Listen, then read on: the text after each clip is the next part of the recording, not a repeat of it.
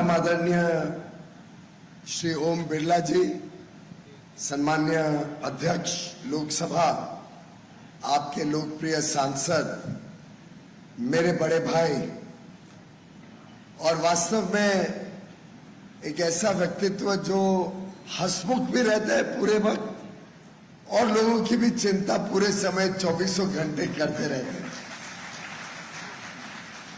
और जब टीवी पे हम लोकसभा देखते हैं तो जो आनंद आता है देख के आसन पे ओम बिरला जी को, जिस तरीके से वो संवेदनशीलता से सदन भी चलाते हैं और माहौल भी ठीक रखते हैं, मैं वास्तव में उनको बधाई देता हूं, साधुवाद करता हूं उनका, उनकी कार्यशैली पर, उनकी लोकप्रियता पर और जिस प्रकार से मैंने आज सुबह से सभी का उनके प्रति आदर सम्मान देखा, वो वास्तव में एक जनप्रतिनिधि के लिए रोल मॉडल के रूप में ओम बिरला जी काम कर रहे हैं।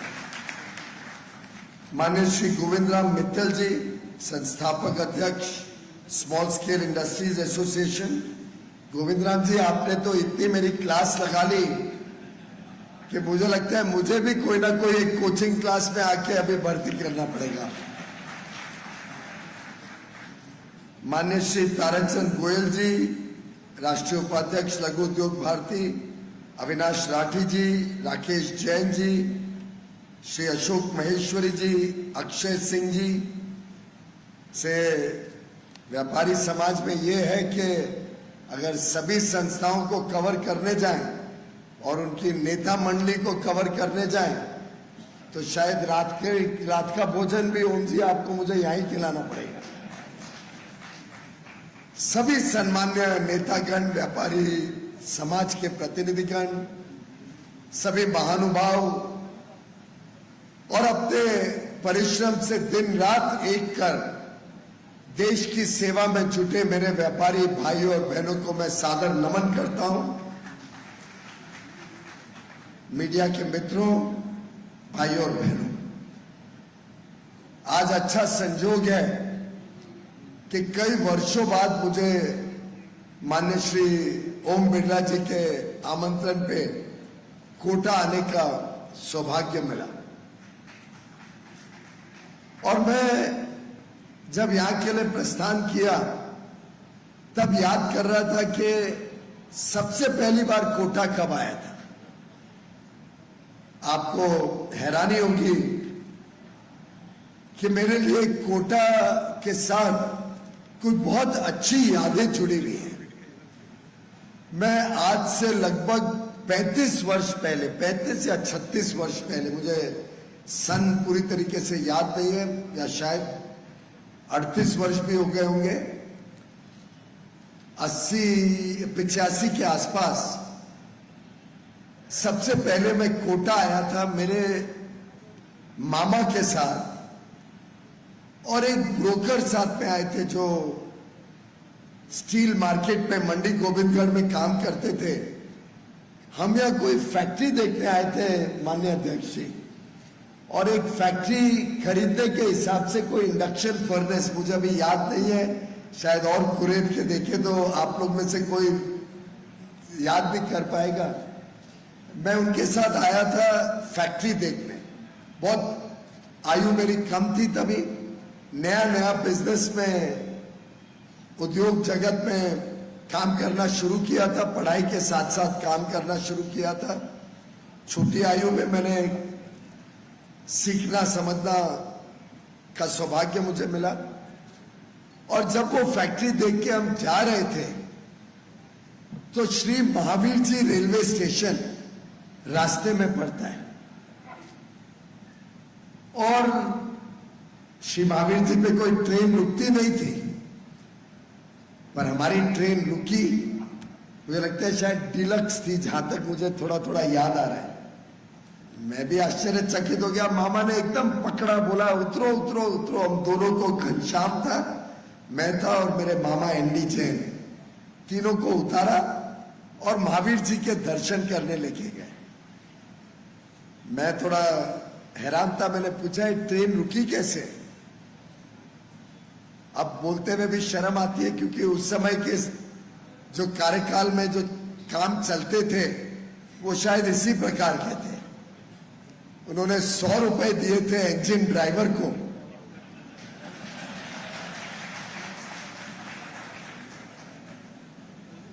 अब वैसे तो उस समय के तत्कालीन प्रधानमंत्री तो कहते ही थे कि हमारे देश में जो भी काम होता है उसमें 85% तो भ्रष्टाचार में जाते हैं, दलाल ले जाते हैं, बिचौलिए ले जाते हैं।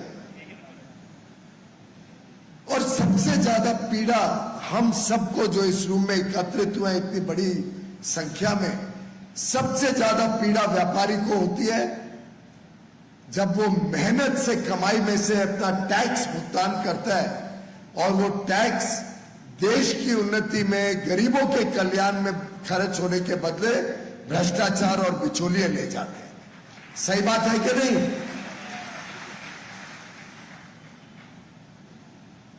और ये जो समाज में मजबूरियां थी, ये मजबूरियां कोई व्यापारी शौक से नहीं देता था उस समय भी रिश्वत, वो मजबूरी थी व्यापारी की। और प्रधानमंत्री नरेंद्र मोदी जी ने जो 2014 में आप सबके आशीर्वाद से देश के प्रधानमंत्री बन के हमारी सेवा के लिए अपना कण कण क्षण क्षण देकर आज देश को नए ऊंचाइयों तक लेके जा रहे हैं, उन्होंने सबसे पहला काम यह किया कि देश में भ्रष्टाचार कैसे खत्म हो, देश भ्रष्टाचार से कैसे मुक्त हो और कैसे आपका दिया हुआ जो ऋण है देश के ऊपर, आप जो टैक्स पे करते हैं, उसको कैसे सदुपयोग किया जाए, कैसे गरीबों के कल्याण में इस्तेमाल किया जाए, कैसे उससे देश की अर्थव्यवस्था मजबूत हो, कैसे उससे व्यापार और उद्योग जगत को लाभ हो, कैसे सरलता लाई जाए टैक्स की प्रणाली में।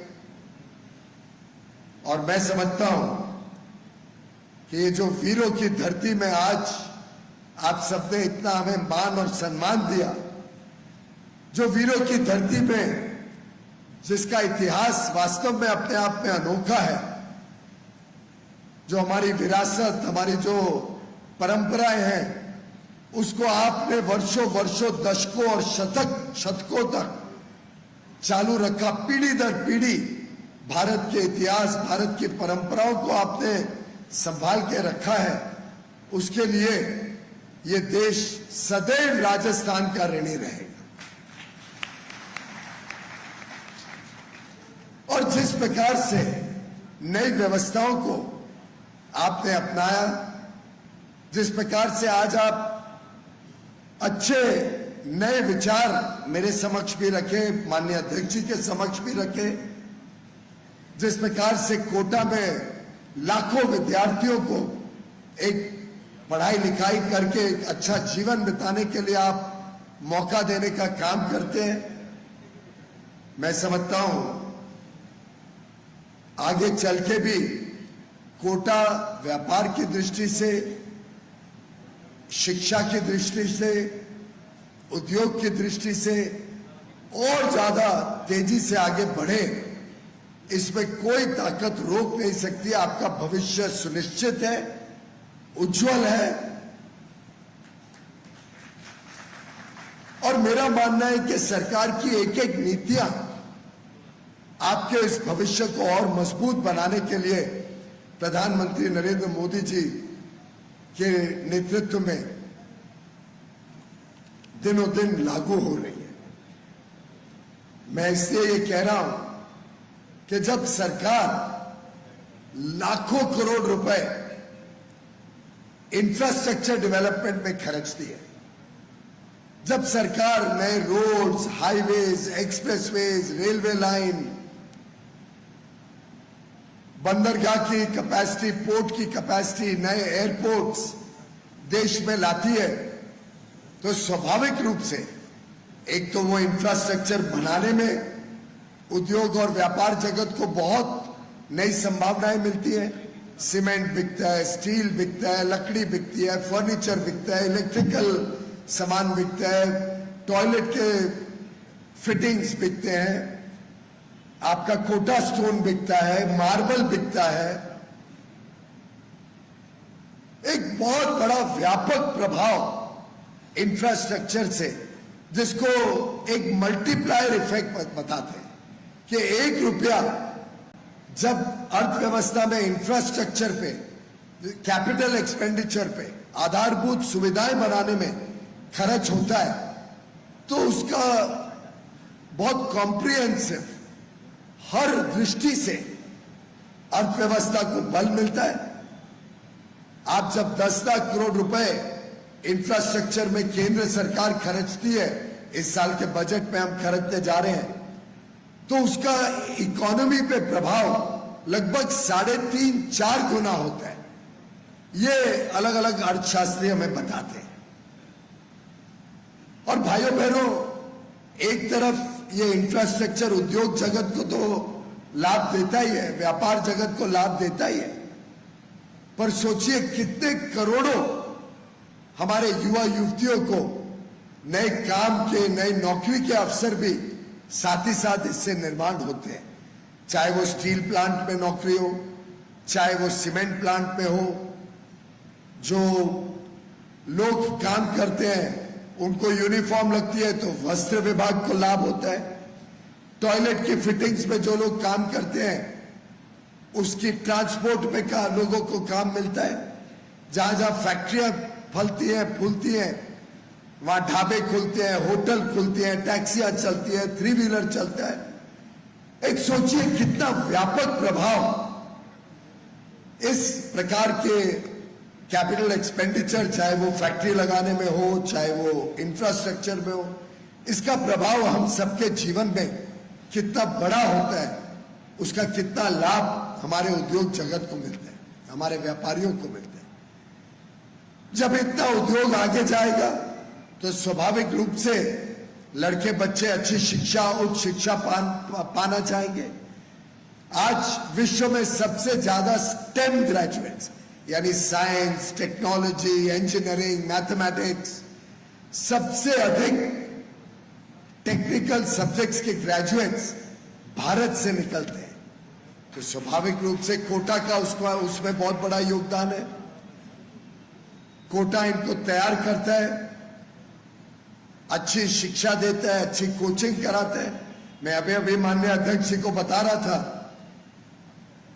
कि मैं भी जब 10वीं पास की, हाई स्कूल से निकला मुंबई में, तो उस समय की जो सोच थी कि भाई मार्क्स अच्छे आए हैं, मेरी इच्छा थी कि मैं कॉमर्स में जाऊं, मेरी इच्छा थी फाइनेंस का आदमी बनूं। मुझे व्यापार और उद्योग में ज्यादा शौक था।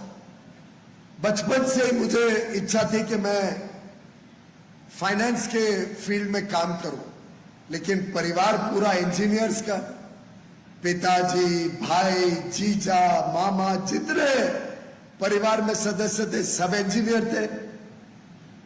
तो पारिवारिक दबाव भी रहता है कि इतने अच्छे मार्क्स मिलने के बाद कोई कॉमर्स या आर्ट्स में जाता है, तुम्हें साइंस में जाना है। तो मैंने भी एडमिशन साइंस में ली। साइंस में एडमिशन ली तो स्वाभाविक रूप से इंजीनियरिंग करना है। इंजीनियरिंग करना है तो आपको कोचिंग क्लास में तैयारी करनी है एंट्रेंस एग्जाम के लिए। तो मुझे कोटा आने का तो सौभाग्य नहीं मिला, और मुझे मालूम नहीं 1979 में कोटा में कितना इसका प्रभाव था, पर मुंबई में एक अग्रवाल क्लासेस चलती थी। मुझे पता नहीं अभी चलती है कि नहीं, आप में से लोगों को पता होगा। दादर सर्कल पे अग्रवाल क्लास चलती थी। ये कोटा ने मुझे लगता है मुंबई की भी कोचिंग को बंद करवा दिया है। तो मैं सुबह सुबह उठ के 6:30 बजे अग्रवाल क्लास जाता था, मैथ सीखने, केमिस्ट्री सीखने, फिजिक्स सीखने। सर मुझे अभी तक मेरे मैथ्स टीचर का नाम भी याद है, प्रोफेसर कारखाने हुआ करते थे। यह प्रभाव होता है आपके कोचिंग क्लासेस का विद्यार्थी जीवन पे। मैं बात कर रहा हूं आज से 40 साल से भी अधिक, 4 दशक से अधिक हो गए। 79 में मैंने 10th पास किया था, पर मुझे अभी तक प्रोफेसर कारखानिस नहीं बोले, उन्होंने मुझे मैथमेटिक्स सिखा दी थी। पर भगवान का मेरे ऊपर आशीर्वाद रहा कि मुझे लगभग 6-8 महीने के बाद ध्यान में आया कि ये मेरा काम नहीं है, मुझे तो फाइनेंस में ही जाना है। पर आप विश्वास नहीं करेंगे कि जब मैं कॉमर्स में एडमिशन लेने गया, साइंस का विद्यार्थी, जय हिंद कॉलेज से, और यहां मेरे कई सिंधी भाई बैठे हैं, मैं एक हस्साराम रिजुमल HR college of science, commerce and arts चलता है मुंबई में, तब तो सिर्फ कॉमर्स था। Kishan Chand Chelaram KC college science का था, हस्साराम रिजुमल HR कॉलेज सिंधी समाज ने बनाया था मुंबई में। HR कॉलेज में एडमिशन के लिए गया तो बड़ी मुश्किल से एडमिशन मिली थी तब, पर आपके बनाए हुए कॉलेज से मुझे फिर कॉमर्स की शिक्षा मिली और आगे चल के फिर मैं CA और लॉ की पढ़ाई कर पाया। पर जब CA की पढ़ाई फाइनल एग्जाम में जा रहा था, तब देखा सभी विद्यार्थी JK शाह क्लास में जाते हैं। पता नहीं आजकल तो कॉमर्स में भी आप लोगों ने प्रभाव अपना बढ़ा लिया होगा, चार्टर्ड अकाउंटेंट से भी यहीं सीखते हैं लोग। अच्छा, पर मुंबई में मैं तो एक JK शाह क्लास में गया, पर मेरा उनके साथ भी अभी तक नाता बना हुआ है। और प्रोफेसर जो थे, कॉस्टिंग सिखाते थे मुझे, प्रोफेसर JK शाह, वो अभी भी मेरा मिलना जुलना उनके साथ मंत्री बनने के 9 वर्ष बाद भी इतना है कि हाल में 2-3 महीने पहले मैंने उनके एक कार्यक्रम में शामिल होके उनके साथ वार्तालाप की, उनके साथ वाद संवाद किया। मैं ये इससे कह रहा हूं कि आप वास्तव में कोटा में देश की सेवा कर रहे हैं और मैं आप सबका धन्यवाद करने आया हूं। आपने कई सारी होमवर्क तो मुझे बहुत दे दिया है, वो जाके दिल्ली में करूंगा। कई चीजों पे मैं जवाब भी दे सकता था, लेकिन अच्छी तरीके से, पूरी तरीके से इनको स्टडी करके जरूर आपके समक्ष इनके भी समाधान जहां जहां यथासंभव हुआ वो लेके पेश होऊंगा आपके पास। और आप तो सब अध्यक्ष जी के जनपद से है, तो आप समझ सकते हैं मेरे ऊपर कितना प्रेशर है यहाँ पे। अध्यक्ष जी कुछ आदेश दे दे तो सर आंखों पर हम सब मंत्री, पूरा मंत्री पद सब कुछ छोड़ के अध्यक्ष जी के आदेश के लिए आतुर रहते हैं। पर मैं समझता हूं कि अध्यक्ष जी ने भी मेरे साथ थोड़ा अन्याय किया है। आज तो बुलाया पर पूरा पसीना निकाला आज सुबह, लेकिन यही सबसे बड़ी ताकत है कोटा की। हमने सबने आगे चलकर जो माननीय प्रधानमंत्री जी ने आह्वान किया था 2014 में स्वच्छ भारत का, जिसको वो हर वर्ष पुनः स्मरण कराते हैं हमें, आज सुबह हम सब ने श्रमदान देकर पुनः लोगों की याददाश्त को, जिसको कहते हैं जॉगिंग द मेमोरी, करने का काम किया। और आज प्रधानमंत्री जी के आह्वान पे देश में लाखों जगह सामान्य नागरिक सड़कों पे उतरे हैं, मोहल्ले में उतरे हैं, बाजारों में उतरे हैं, मंडियों में उतरे हैं कि हमें भारत को इतना स्वच्छ बनाना है कि विश्व की ईर्ष्या हो भारत को देख के। और कोटा तो वास्तव में देख के दिखता है एक स्वच्छ शहर, पर हमें और ज्यादा मेहनत करनी है कि ये नंबर 1 बने देश में स्वच्छता के विषय में। पर मैं शिकायत ये कर रहा था कि अध्यक्ष जी ने मुझे कोटा का दशहरा का स्वाद लेने के लिए नहीं बुलाया अभी तक, और अगले वर्ष उम्मीद करूंगा कि कोटा का दशहरा के लिए मैं यहां पे आऊं और आप सबके साथ दशहरा मनाऊं।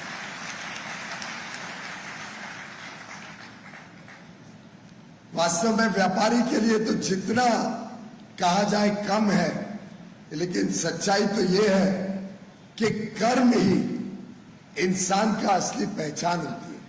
और हमारे व्यापारी भाई बहन, आप सब ने अलग अलग प्रकार से जो देश की सेवा की है, फिर चाहे वो कोविड की महामारी में जिस प्रकार से हमारा व्यापारी समाज एक तरफ अपनी दुकान चलाकर बड़ी समस्या के सामने बहुत गंभीर परिस्थितियों में आपने सुनिश्चित किया कि कोई भी एक व्यक्ति भी, पूरे देश में एक व्यक्ति भी भूखा ना सोए, रात को पर्याप्त उसको सब सामान मिले, पर्याप्त उसके पास अनाज हो, पर्याप्त उसको तेल मिले, दूध मिले, दही मिले, हर चीज सुनिश्चित करके भारत के व्यापारी वर्ग ने एक मिसाल बनाई पूरे विश्व के लिए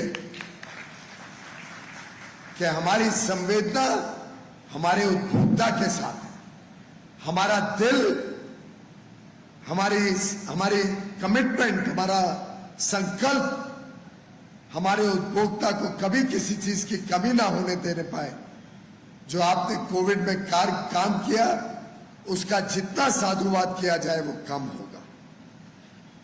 और साथ ही साथ ये एक ऐसा समाज है, एक ऐसा वर्ग है जो कमाई का बड़ा हिस्सा, और मैं कह रहा हूं बड़ा हिस्सा क्योंकि मैंने अपने आप देखा है कि व्यापारी वर्ग चाहे 2 रुपए कमाए पर उसका बड़ा हिस्सा समाज सेवा में लगाता है, स्कूल बनाता है, कॉलेज बनाता है, अस्पताल बनाता है, गरीबों को मुफ्त में अनाज देता है, गरीबों को मुफ्त में खाना देता है। ये जो इस समाज की विशेषता है, वास्तव में यही सही पहचान है व्यापारी समाज की। आप मेहनत भी करते हैं, उत्कृष्ट अपना कारोबार चलाते हैं, परिश्रम से देश को आगे बढ़ाते हैं। और मेरा मानना है कि प्रधानमंत्री जी का जो 5 प्रण है, जो 5 प्रण उन्होंने आजादी के अमृत महोत्सव में 15 अगस्त 2022 को देश को समर्पित किए, हम सबको प्रोत्साहन दिया, हम सबको एक विजन, एक दूरगामी संकल्प लेके आगे काम करने का जो आह्वान किया कि हमें आने वाले अमृत काल में देश को एक विकसित देश बनाना है। देश अपनी परंपराओं, अपने इतिहास से सीखे, लेकिन गुलामी की मानसिकता को पूरी तरीके से ध्वस्त करे। देश एकता और एकजुटता को अपना परम धर्म माने, कभी उस पर कोई आंच ना आने दे, लेकिन नारी शक्ति का भी सम्मान हम सबका सामूहिक जिम्मेदारी रहे। और हमारी कर्तव्य भावना ऐसी हो कि 140 करोड़ देशवासी भारत को एक भ्रष्टाचार मुक्त विकसित देश बनाने के लिए कर्तव्य भावना से अपने आप को पूरी तरीके से समर्पित कर दे। मैं समझता हूं ये हमारे व्यापारी भाई बहनों ने पूरी तरीके से अपने जहन में ले लिया, अपने जीवन में ये 5 प्रण ले लिए, और हम सब मिलके अपने काम के माध्यम से, अपने गुणवत्ता के माध्यम से, अच्छी गुणवत्ता वाले सेवा और गुणवत्ता वाले सामान के माध्यम से भारत को एक आत्मनिर्भर भारत बनाने के लिए संकल्प लेके जाएं कि देश में जो विदेशी सामान का एक आकर्षण बना हुआ है, विदेशी सामान के प्रति लोग दौड़ते हैं, उसके सामने हमने खादी को प्रोत्साहन देना, हमने हमारे हथकरघा के बनाए हुए वस्तु को प्रोत्साहन देना, हमारे विश्वकर्मा की इज्जत करनी है, हमारे कारीगर जो मेहनत करते हैं उसको प्राथमिकता देनी है। हम अपने उद्योग के माध्यम से जो जो वस्तु विदेश से आती है उसके बदले भारत में अच्छी गुणवत्ता वाला सामान बना के यहाँ पे बेचें। हमारे व्यापारी भाई बहन अपनी दुकानों पर भारत में बना हुआ सामान ज्यादा आगे बेचे, उसको प्राथमिकता दें, उसको उपभोक्ता के सामने रखें। क्योंकि जब हम ये करेंगे तब देश में लाखों करोड़ों युवा युवतियों को अवसर मिलेगा, लाखों करोड़ हमारे श्रमजीवियों को, हमारे विश्वकर्मा को, हमारे कारीगरों को, चाहे वो अलग अलग क्षेत्र में काम कर रहे हो, उन सबको नए अवसर से हम आगे बढ़ने के लिए मौका दे सकेंगे। आखिर फर्नीचर क्यों विदेश से आना चाहिए? क्या भारत में फर्नीचर बन के हम सबके घरों में, हमारे दुकानों में, हमारे फैक्ट्रियों में नहीं लग सकते? क्या कपड़े क्यों विदेश से आने चाहिए?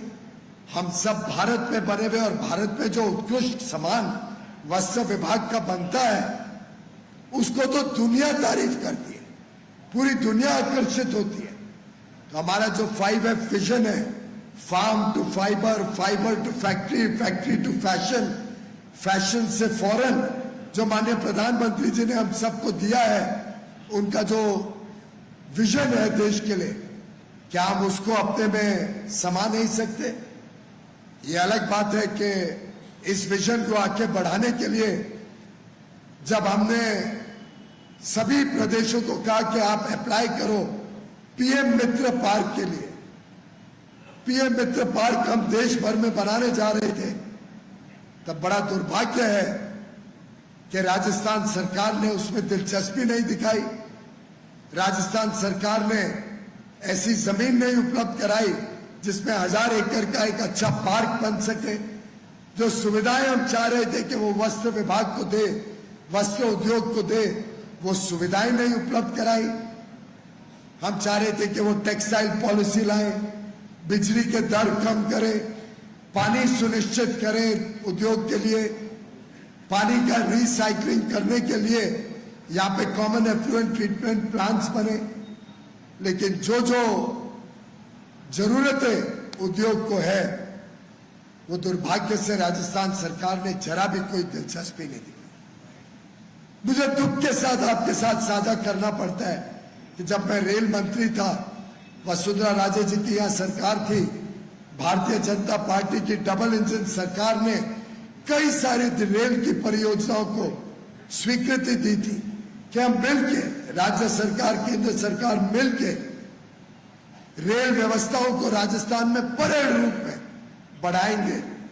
लेकिन मेरे पास जो सूचनाएं हैं, जब ये सरकार आई, मुझे याद है मेरे पास तत्कालीन मुख्यमंत्री अशोक गहलोत जी का, माफ करिए गहलोत जी का, पता नहीं आदत पड़ गई है उनका, इतने भ्रष्टाचार के कांड सुनते रहते हैं कि लगता है कि वो पूरे राजस्थान में लूट के अलावा कोई विकास के साथ तो अपने आप को समर्पित कर ही नहीं रहे। पर दुर्भाग्य यह है कि उन्होंने मुझे एक पत्र लिख दिया कि अब राजस्थान सरकार रेल परियोजनाओं के लिए जो उनका निवेश होना है, आगे से हम निवेश नहीं कर पाएंगे। उन्होंने निवेश करने से ही इनकार कर दिया। और कई सारे प्रोजेक्ट्स मेरे पास, कई सारे पेंडिंग प्रोजेक्ट्स की लिस्ट है, सूची है। गहलोत साहब ने उन प्रोजेक्ट्स को ध्वस्त कर दिया, बंद कर दिया कि हम राज्य सरकार सहयोग नहीं दे सकते। कई ऐसे प्रोजेक्ट्स हैं जहां जमीन अधिग्रहण करना था राज्य सरकार को, वो जमीन का काम भी उन्होंने रोक दिया। हमने पैसा भी खर्चा किया लेकिन आधा अधूरा। उदाहरण के लिए वनवासी क्षेत्र में भी बांसवा, दुर्गापुर, रतलाम प्रोजेक्ट जो वनवासियों के काम आते, वैसे प्रोजेक्ट को भी राज्य सरकार ने एक प्रकार से नजरअंदाज करते हुए विकास जो राजस्थान के कोने कोने में पहुंचना चाहिए, उस काम को बहुत कमजोर दृष्टिकोण से देखा। और मैं समझता हूं अब समय आ गया है परिवर्तन का। अब समय आ गया है कि राजस्थान अपना भविष्य प्रधानमंत्री नरेंद्र मोदी जी के नेतृत्व में जिस प्रकार से देश तेज गति से विकास कर रहा है, उस विकास के साथ राजस्थान भी जुड़े।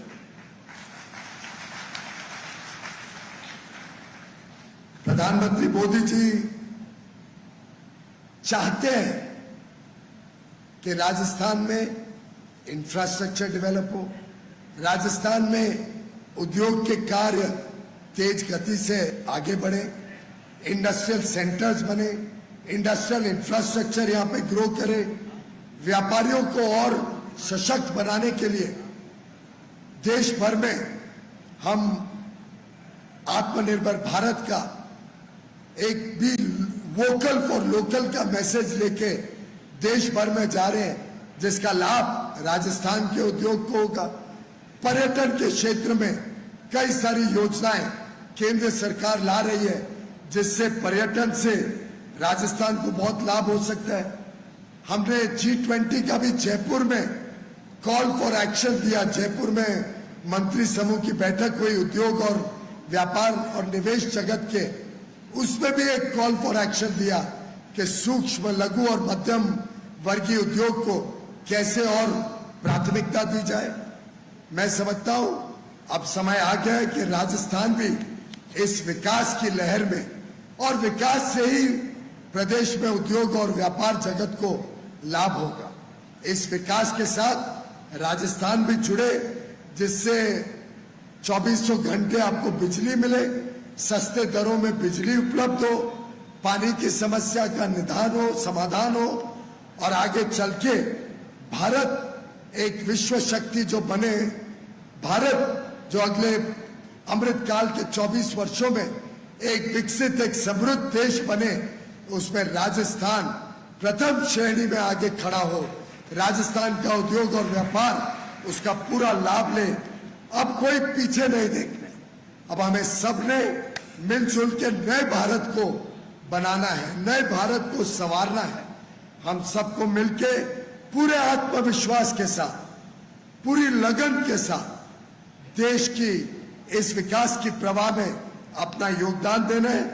अब भारत रुकने वाला नहीं है, अब भारत थकने वाला नहीं है, अब भारत हारने वाला नहीं है। यही समय है, प्रधानमंत्री जी कहते हैं यही समय है, सही समय है। यही समय है कि हम जागें, यही समय है कि हम उठें, यही समय है कि हम अपनी पूरी प्रतिबद्धता के साथ भारत को एक समृद्ध देश, एक विकसित देश बनाने में कर्तव्य भावना से सभी राजस्थान के भाई बहन जुड़ जाए, और कोई ताकत दुनिया की भारत को नहीं पीछे छोड़ सकेगी। हम जब तक नंबर 1 नहीं होंगे, कोई थकेगा नहीं, कोई रुकेगा नहीं।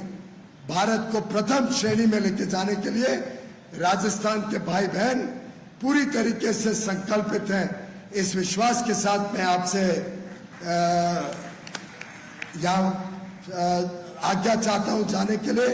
हम जोरदार एक आह्वान देके यहां से प्रधानमंत्री नरेंद्र मोदी जी तक पहुंचे, ऐसा एक जोरदार प्रतिबद्धता के साथ भारत मां का जय घोष करके एक लोगों को, राजस्थान के लोगों को भी संदेश दें और प्रधानमंत्री जी को विश्वास दिलाएं कि उनकी विकास की लहर में राजस्थान का उद्योग और व्यापार जगत पूरी तरीके से कंधे से कंधा मिला के प्रधानमंत्री जी के साथ खड़ा है।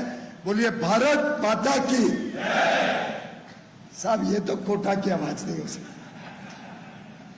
भारत माता की, भारत माता की। बहुत बहुत धन्यवाद। बहुत बहुत धन्यवाद। अपनी शिक्षा और नेतृत्व क्षमता से पूरे देश में अपने कार्य से लोहा बनवाने वाले पीयूष गोयल साहब, आपका बहुत बहुत आभार, और आमंत्रित करता हूं हम सबके अपने माननीय लोकसभा अध्यक्ष ओम जी बिरला साहब। कोटा की धरती पर मैं भारत सरकार के उद्योग, व्यापार, खाद्य आपूर्ति, कपड़ा मंत्रालय और विशेष रूप से राज्यसभा में सदन के नेता माननीय पीयूष गोयल जी का कोटा की धरती पर हार्दिक स्वागत करता हूं, अभिनंदन करता हूं। पीयूष गोयल जी वो राजनेता है जो व्यापारियों की, उद्योगपतियों की, छोटे व्यापारियों की समस्याओं को तो समझते ही हैं, लेकिन उसका समाधान भी त्वरित गति से करते हैं। आप जब वित्त मंत्री थे, जब आपने जीएसटी के सरलीकरण के लिए बहुत महत्वपूर्ण कार्य किए, और आज भी मेरा तो बड़ा निकट का एक भाई जैसा संबंध है।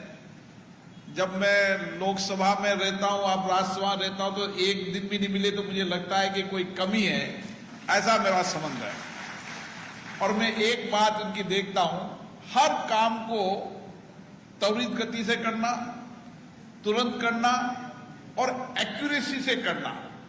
जितने काम आपने दिए हैं, आप देखेंगे एक महीने में जिनके परिणाम आ सकते हैं, सबके परिणाम आएंगे।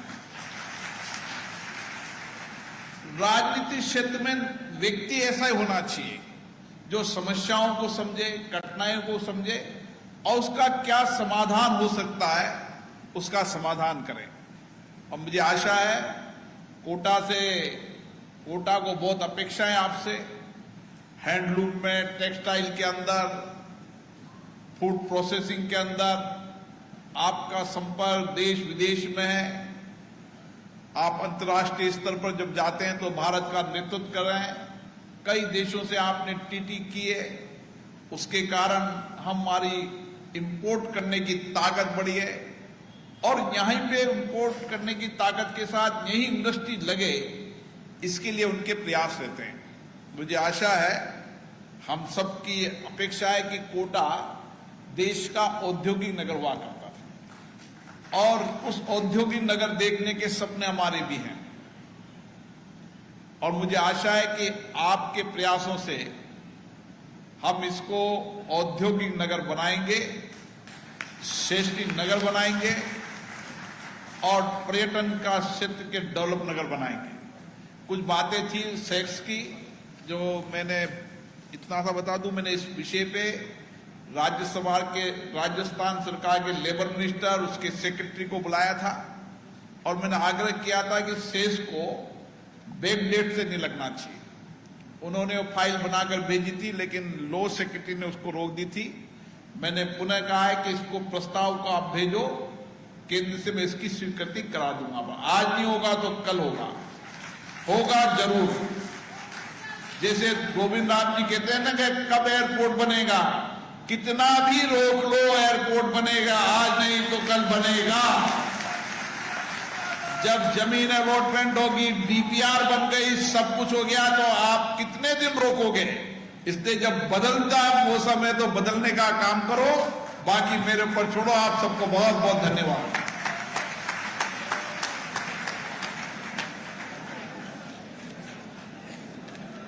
बहुत बहुत धन्यवाद भाई साहब। हमारे अपने आज आपने घोषणा करी कि बदलने का समय है और बदलो, इशारा